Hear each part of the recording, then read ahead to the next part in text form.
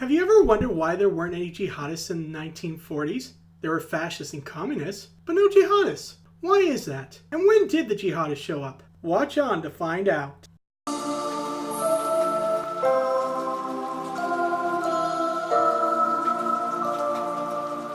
Hi, I'm Ryan F. Gassian, and today I'm going to show you how secularism became the catalyst for the rise of Muslim extremism. Now, you might be thinking, Ryan, isn't secularism the opposite of religious fundamentalism?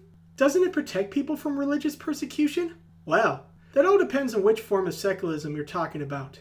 You see, there are two types of secularism, positive and negative. Positive secularism is what you read about in civics class. It is the First Amendment in the U.S. Bill of Rights. It says that the government cannot establish a religion, but neither can it bar people from worshiping.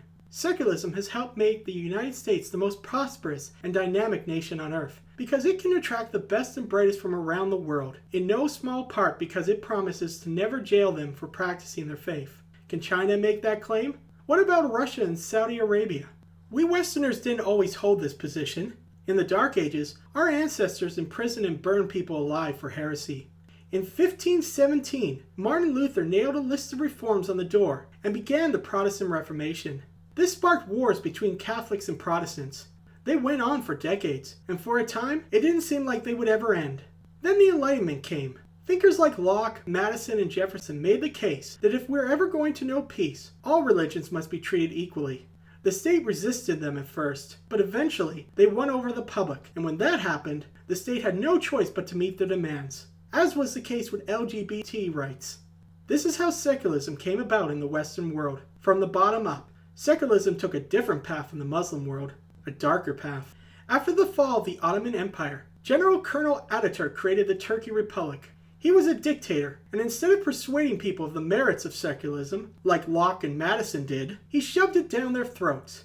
Yes, he separated church and state, and made it illegal to discriminate against women, but he also placed mosques under the thumb of the government. After his death, people tried to reverse the changes he made, and 4 times the military resorted to coups to stop them. In 2016, the military attempted another coup, but this time, President Erdogan, a man who very much wants to end secularism in Turkey, rallied the public behind him and defeated them. He used the coup to justify rewriting Turkey's constitution, so he became a dictator. Turkey can now be called a de facto Sharia state. We saw something similar in Iran. After the CIA overthrew Iran's democratically elected government in 1953 and installed the Shah, he began a series of reforms to westernize the nation. Land reform stripped money and power away from the clergy. Public displays of faith were outlawed, as were religious holidays.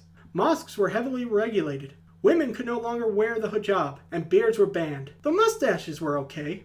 The Shah enforced these reforms with an iron fist. Those who refused to go along were arrested in the middle of the night and hauled away to be tortured and killed. This is negative secularism in a nutshell, where the state suppresses religious expression in the name of secular values. In 1979, the Shah was overthrown when the public threw their lot with the Ayatollahs. Iran became an Islamic republic and began exporting its ideas of revolution to the other Muslim states. What did we think was going to happen? The Shah, who we put in power, beat, kidnapped, tortured, and murdered his people, all in the name of instilling Western values. No wonder the Iranians hate us.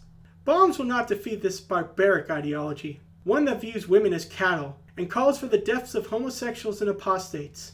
Only grassroots movements, like the one organized by blacks during the civil rights era, can change a culture. We must empower those who are crying out for reform. We must help them organize and recruit. Only then can they slay this serpent. And if secularism ever returns to the Middle East, let's make sure it's the right kind of secularism. Thank you for listening to part 1 in my Islamist series. If you like this video, please subscribe and hit the like button below. And in the words of Mr. Spock, live long and prosper.